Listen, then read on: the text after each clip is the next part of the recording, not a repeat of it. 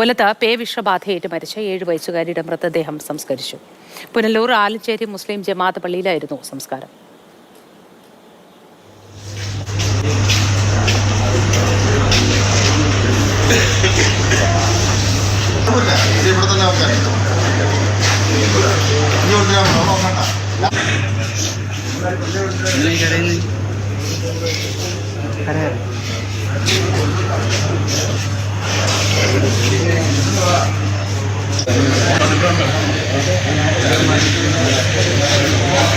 വളർത്തിയതുകൊണ്ട് കണ്ടില്ലേ, ഇവിടെ തന്നെ പട്ടികൾ വളർന്നു കയറി പോന്ന കണ്ടില്ലേ, കുഞ്ഞുങ്ങളെ ചികിത്സയിലായിട്ട് എല്ലാ സഹായവും ചെയ്ത് എങ്കിൽ തന്നെ അവിടെ വേസ്റ്റ് കൊണ്ടിടരുത്, ഇടുന്ന എല്ലാരോടും പറഞ്ഞു. ഒരു മനുഷ്യനും കേട്ടില്ല. അത് തിന്നാൻ വന്ന പട്ടികളെ എന്റെ കുഞ്ഞിനെ കടിച്ചു കീറിയത്.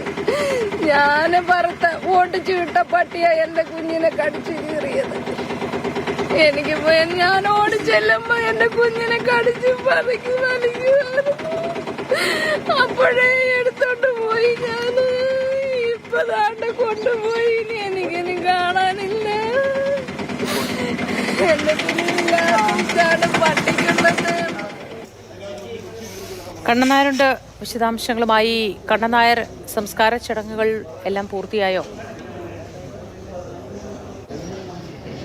ായിട്ടുണ്ട്.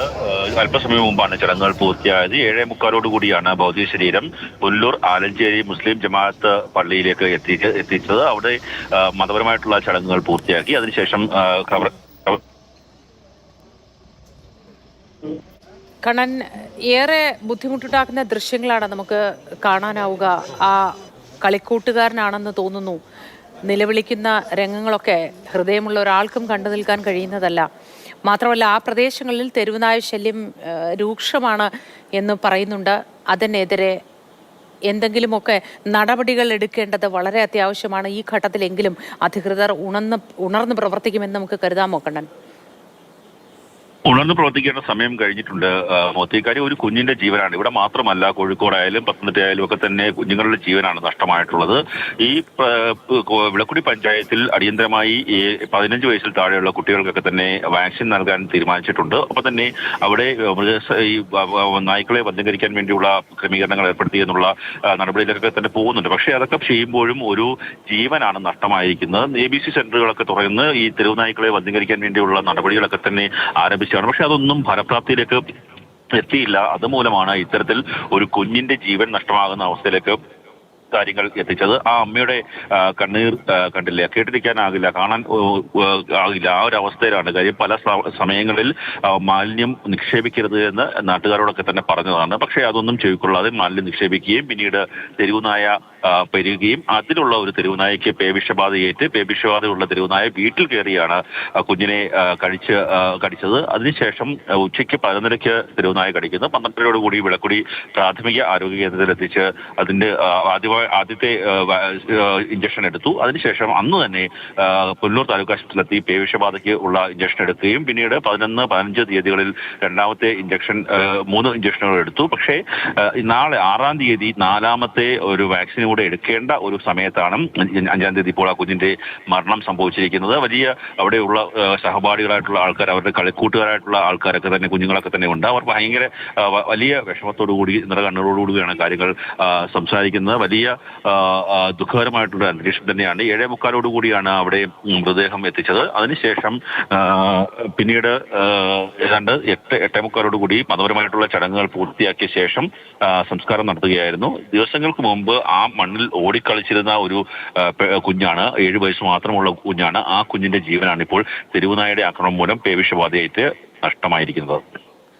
ശരി കണ്ണൻ, ഓടിക്കളിച്ചിരുന്നവരുടെ ഇടയിൽ കുഞ്ഞുങ്ങൾ സങ്കടത്തോടെ ഇത് കണ്ടു നിൽക്കുന്നത് നമുക്ക് കാണാം. ഒരു കുഞ്ഞ് മകൻ, അവരെ കണ്ണുനീര് നിയന്ത്രിക്കാനേ കഴിയുന്നില്ല. നമുക്ക് ഇതൊക്കെ പങ്കുവയ്ക്കുന്ന സമയത്ത് നമ്മുടെ ഈ മനസ്സ് കരയുകയാണ്. ഇതിപ്പോൾ സമാനമായി 3ാമത്തെ സംഭവമാണ് ഉണ്ടായിരിക്കുന്നത്.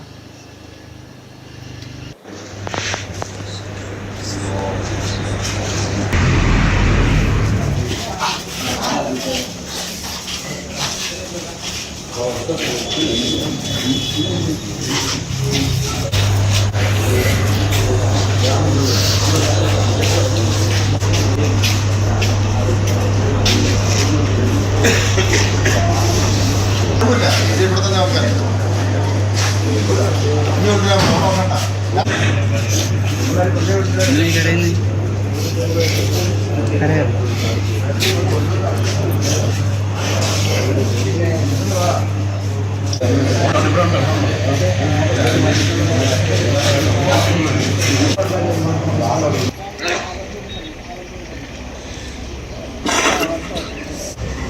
അവന് എടുക്കാറായി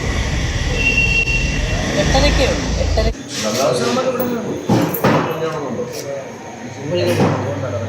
8:30